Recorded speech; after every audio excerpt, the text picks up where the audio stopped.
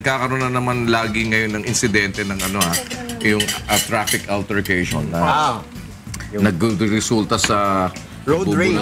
Oo, may mga bunutan ng baril.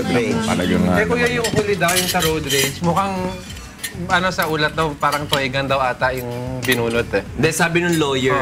Na toygan lang. Defense na toygan daw ang binunot. Eh di ba na kung tinutok Di ba nasa loyal kahit toygan, basta binunot mo, parang good as bumunot ka na totoo? Hindi, tsaka yung, paano kung halimbawa, ano bang kaso nun? Kung halimbawa, dahil binunutan mo ng toygan, namatay dahil inatake sa puso. Kahit hindi namatay, di ba? Attempted, ano ba yan? Homicide. Homicide. Reckless imprudence. It is the intention. Kung foresight. Kung halimbawa, yung halimbawa, ginulat mo. Di Damages, kuya. Di ba meron ganun ginulat, tapos nung nagulat na hinimatay, natuluyan. So, damages ang civil code, kuya. So, kasi wala kang damages. intent to kill that person talaga eh. So hindi, yung homicide, wala ring intent to kill. Hindi, kasi pagbunot mo nung peking baril, meron kang intent na Takutin. Takutin siya, or kung totoo man yun, intention mo siyang patayin. Ayun, mga... Kasi wala daw lisensya, kuya. Chinek na nila yung bumunot ng baril na yun. Si Ang nakilala na. Andrew Ang. Sa Fermex, So parang sinasabi, yan, laruan lang. Toygan lang daw. Yun ang mabigat. Alam niyo, kahit na laruan lang sa akin, kasi pagka binunutan mo ako ng baril, hindi ko na may isiping di mo puputok yun. Tatanungin, toygan pa ba yan? Tsaka hindi mo naman maisip kagad na, makita mo kagad. Mabuti kung makita mo kagad yung baril at makita mo lang siya. Squirt gun. Nako, ang dami. Huwag niyong gawing yung biro. Tsaka masyadong nagiging violent na yung mga paligid natin ngayon. Alam mo, kuya, kasi rin, parang minsan nakaka-frustrate eh. You spend so many hours in the traffic. Tapos parang sa tingin mo yung gobyerno walang ginagawang solusyon sa traffic. Especially this week, traffic ulit dahil binalik na naman yung provincial buses along EDSA. So we don't know kung anong rason. Ayan, usapan niyang provincial buses na yan. Bakit? Nagrereklamo nga din sila na hindi naman, parang wala rin consultation na nangyari or whatever. Even si Chairman Tolentino, mukhang hindi niya alam yung biglang binalik na lang yung LTFRB ang may niyan di ba? Nag-allow. So ano na mangyayari na naman ngayon? Ayan, ma-traffic na ulit. Kaya kuya, lahat ng mga provincial buses andyan, nagsasakay na rin. Ano ba yung Kong? Meron bang relasyon yan dahil malapit na eleksyon? Well, pwedeng gawing haka-haka yun. Yeah. Na fundraising activity. Pagka malapit na ang eleksyon. Hindi, nakakapagtaka lang eh. Malakas kasi yung lobby ng mga bus companies. Just the same meron na silang basis kung paano di ba? Hindi pinayagan. Correct. Why suddenly ngayon, meron na namang... Anong nangyari? Anong nag-iba, di ba? Para bumalik sa dati. Baka merong mabuting usapan. Dapat mag-get straight mo ulit yan, kuya. Si Attorney Hines. Attorney Hines. Winnie, si Winston. Ano nga bang nangyari, attorney? Kuya, what is your advice? Kunya sa traffic, may mga kumakatok. Tapos sabi yung wheels mo flat. Ay, wag mong papansinin. No, you just, sa traffic ka eh. Pagka kinatok ka at sinabing ang wheels mo ay flat, Di ba minsan sabi mo, thank you, papa-vulcanize ko. You don't even have to... Wag mong buksan yung Huwag muna ako ang advice, kahit yung mga halimbawa, babae nagda-drive, mag-isa kayo. Tapos halimbawa, nabangga kayo.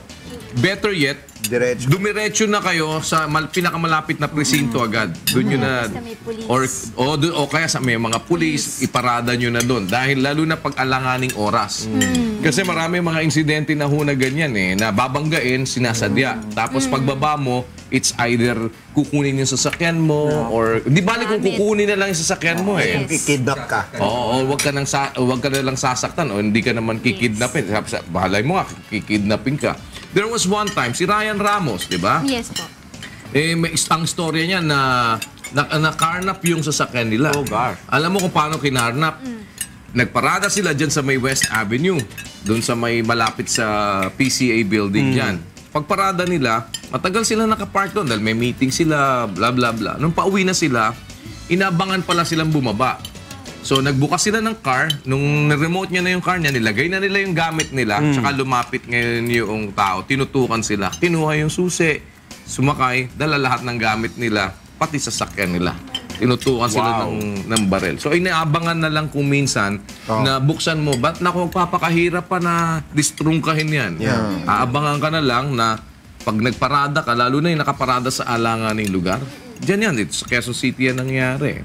Ganun ang ginagawa nila. So, mas mabuti po, bago kayo lumapit sa sasakyan nyo, tingin din kayo sa paligid, lalo na kung alanganing oras. Tapos pag halimbawa nakita nyo medyo clear na, tsaka kayo magbukas ng remote, sakay ka agad. Huwag kayong magpa-delay doon sa paradahan. Umalis na kayo kaagad. Kasi isa sa mga nangyayari, lalo na yung mga babaeng mag-isa lang, mahirap po yan talaga. Ingat lamang dahil ngayon may panibago na namang ordinansa. Ito ba yun? Hindi, iba yan. Hindi, kasi dito sa Quezon City yung sinasabi ko kay William. Yung Plaka vest. Oo, yung vest na kailangan pag magmomotor ka, lalagay mo yung Plaka. Yung plaka number. mo. Oo. Yan ho yata, actually, dapat yan sa noo eh. Kasi, hindi, kasi ano yan, inspired yan sa Pinoy henyo. Vest, di ba? Parang lalagay mo yung... Helmet yung... Ang dami nagrereklamo ngayon eh. Ang dami nagrereklamo about that. Pero ordinansa yun. Sa'yo pa, kuya, kahit galing ka Makati, pagdating mo ng QC, magsuot ka na ng vest. Tapos paglabas mo ng QC, tanggalin mo daw yung vest. Tanggalin mo yung vest mo. Pang QC lang talaga. Sinabi ng city admin yan kahapon. Oo nga. Hindi ko alam ano na naman na naisip natin na Mayor Bistek. Ano ba nangyari? Hindi kasi ang dami tumututol dun sa ano na yon. Well, ang maganda naman yung kanilang layunin. Yung purpose. Ang layunin nila para naman daw Ma-identify ka agad kung may gumagawa na masama. kung sino ba yung ano na yon, kung sino ba yung so ang ilalagay, ano ba ilalagay sa vest? Yun nga yung plate, kuya. Plate number. ng motorcycle. Nung motor? Yeah. Bakit wala bang plate number yung motor? Meron. Meron. Para lang uniform. Parang makita ka agad. Kasi maliit eh. Parang likod reflected. Maliit yung Para ka nasa namang, motor. Prisoner. Ba't hindi nila lakihan yung plaka? Yeah, yun nga. Yun ang problema. Kasi ba't ganun plaka nilagay mo? Kasi yung plaka, pang-identify na nga yun eh. Yes. Tapos kung It halimbawa serves the purpose already. magsusuot ako ng... hindi, kaya nga may plaka eh, di ba? Kung magsusuot ako na ilalagay ko... paano kung halimbawa hindi naman nga totoo yung plaka? Kasi gagawa ka ng kalokohan, lalagay mo ba yung ano mo Totoong talaga? plaka. Di fake. Fake number ay ilagay mo. Exactly. Gagawa ka ng... Di ba, mostly pagka... ewan ko kung anong ano lang din, ha? Dahil kagaya nun, kadalasan ang ginagamit naman na baril, hindi lisensyado. Correct.